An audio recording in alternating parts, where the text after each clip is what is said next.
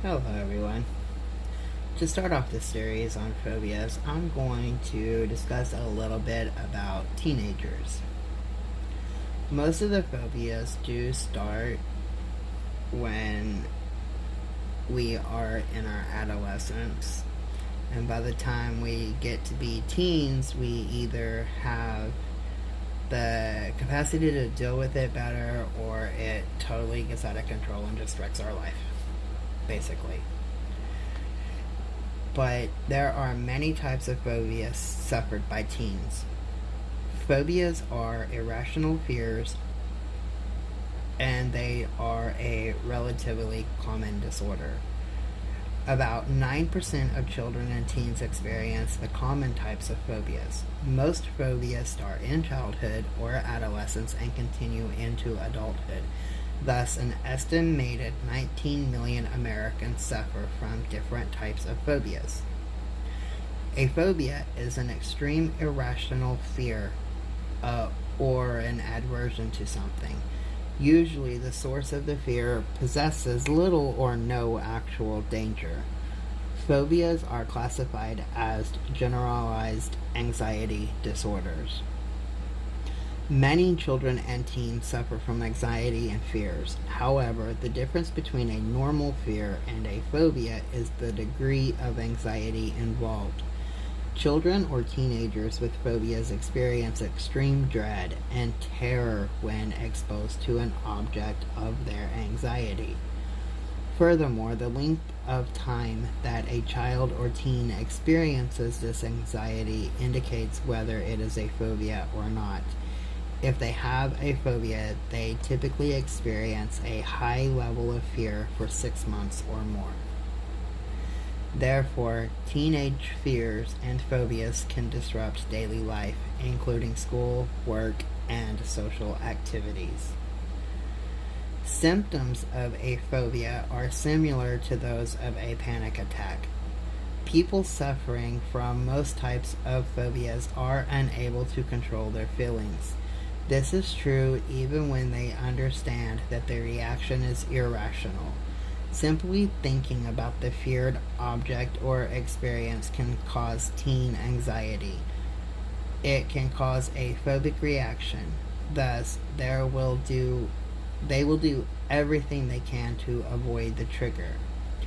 Additionally, the various types of phobias are associated with a number of uncomfortable physical symptoms.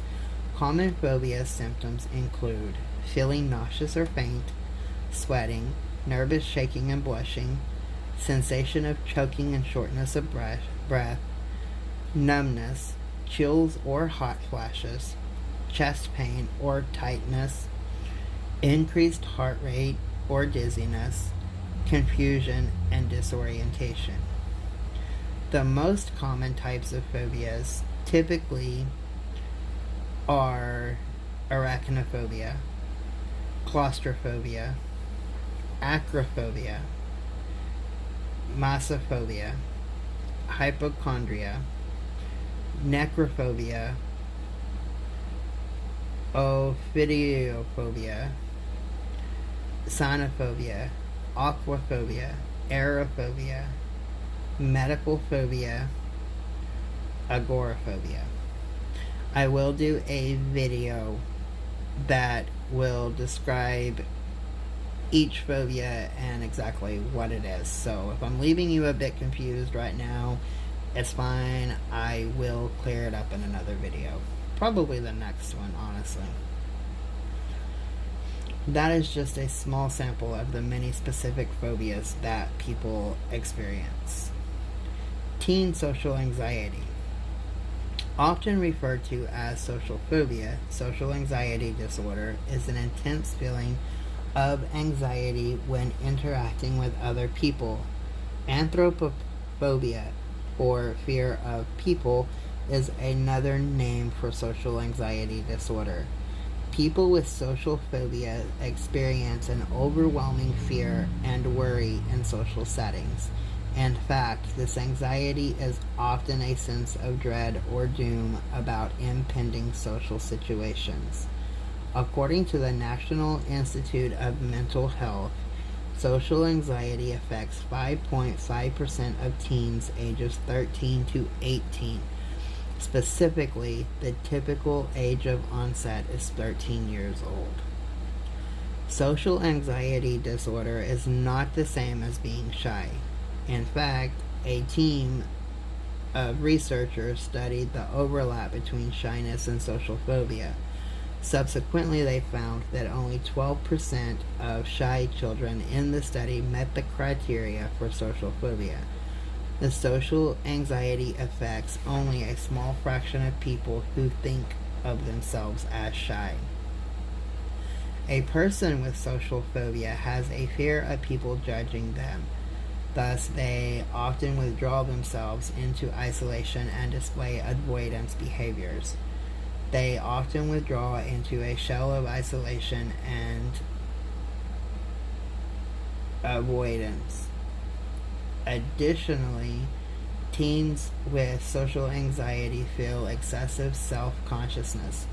Furthermore, they feel extreme concern about being humiliated or rejected.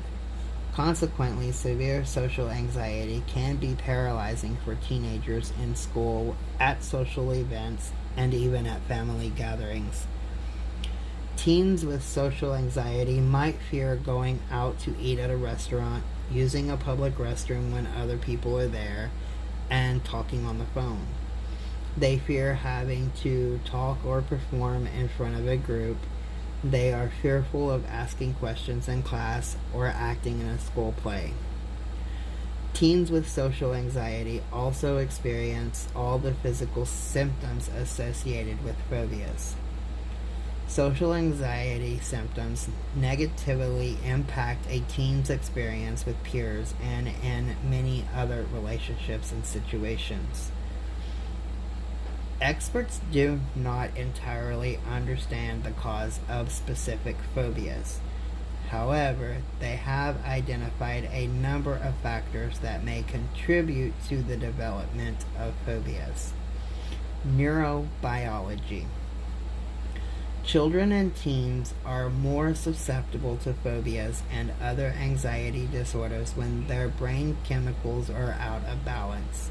Specifically, the neurotransmitters serotonin and dopamine are involved in anxiety. In addition, researchers have found that some people with phobias have an overactive amygdala. The amygdala is a part of the brain that triggers the release of stress hormones.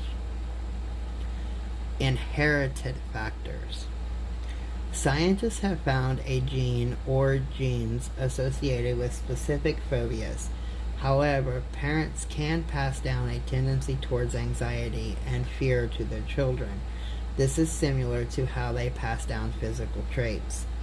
Children learn to be anxious about something when they observe a parent showing anxiety about it.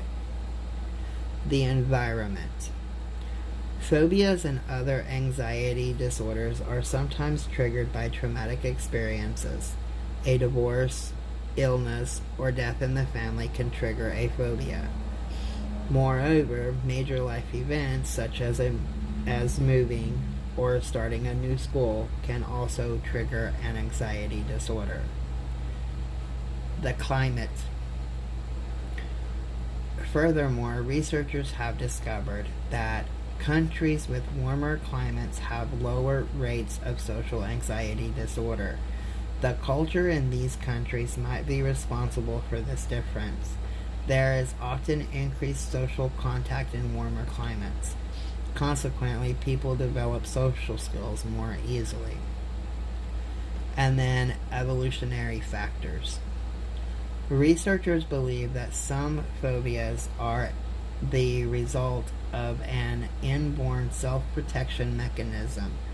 One study found that babies' pupils become larger in size when they looked at pictures of spiders and snakes, as compared to pictures of fish and flowers. Dilation of the pupils is linked to a stress reaction. Some risk factors for phobias. As well as possible causes of phobias, certain factors increase the likelihood of the phobia developing. These include Age-specific phobias usually begin in childhood. Temperament. Children who are particularly sensitive might be more susceptible to phobias. Scary experiences. A phobia can be triggered by exposure to a frightening event, animal, or object. And simply hearing about or watching this type of frightening event, such as seeing an airplane crash on television, can lead to the development of a specific phobia. The risk factors for social anxiety include gender. Females are more likely to suffer from social phobia. Family. Siblings or children of people with social anxiety are at greater risk.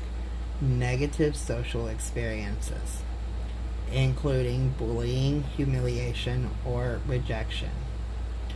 Underdeveloped social skills. Uncomfortable experiences talking with others can progress into a social anxiety disorder. Personality type. Withdrawn, shy, or timid children may be more likely to develop social anxiety. And a bad experience with public speaking. A difficult experience in front of others, such as in a play, a presentation, speech, drama club, anything like that, can trigger a social phobia. So do you have a phobia? Experts typically make a phobia diagnosis when a person has experienced an extreme fear for more than 6 months. In addition, a mental health professional will assess whether the fear disrupts the person's daily life and relationships. A social phobia test for a child or teen takes into account whether social anxiety prevents the formation of friendships. If the anxiety impacts their ability to function in school and negatively affects their family relationships, it is likely a social phobia. As with other phobias, experts recommend treatment for social anxiety disorders if symptoms persist for more than 6 months. There's also some negative consequences to phobias. Depression and other type of anxiety disorders. These diagnoses are sometimes linked with phobias in both teens and adults. Social problems.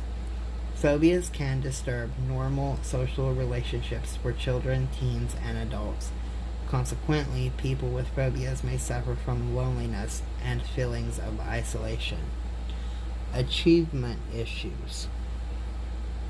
People with social anxiety disorder sometimes drop out of school or stop working in order to avoid the stress associated with social interactions and offing themselves. Individuals with severe and painful phobias are at the risk of self-termination. Substance abuse disorder. Teen and adults might try to cope with the discomfort and stress of phobias by self-medicating with drugs and or alcohol. And sometimes that goes on into other things like sex or gambling addictions. It can lead to many things. The treatment for different types of phobias. Cognitive behavioral therapy, CBT, can effectively treat phobias. Specifically, CBT helps people learn to understand their anxiety and their phobic reactions. Moreover, they learn better ways to cope with the phobia and its symptoms. CBT groups can give people with social anxiety a chance to practice talking and interacting with others. Support groups for phobias are also usually very helpful. In exposure therapy, also known as desensitization therapy, a person is gradually exposed to the source of their fear in escalating steps. The client is exposed to the feared experience or object. Someone with a fear of flying will begin by thinking about flying they will go to an airport, sit in a stimulated airplane cabin, and then finally board a plane. In the early stages of therapy, pharmaceutical medications can help people with phobias. Doctors sometimes prescribe beta blockers, anti anxiety medications, or antidepressants for phobias. And the thing to remember when you're dealing with a phobia, or if a loved one has a phobia or whatever and you're having to deal with it, the main thing to remember is that there is hope for it. It's not always easy to overcome, but there is a lot of fears and phobias that we can get over simply because they're not going to be a part of our lives. For example, flying. If somebody is terrified and has a phobia of flying, there's other ways. You can get to that work meeting across the state by taking a bus. You can go on vacation by driving your car. You can go see family in Hawaii by taking a boat. You don't have to board an airplane in order to continue with life. So some things can be avoided and not totally impact somebody's life, but there's a lot of phobias that we do have to conquer in order to have a stable life. So if you have overcome any phobia, please comment and tell us how you did it, what steps you took, what helped you, or what you did to help a loved one to overcome it. Stay safe, everybody, and much love.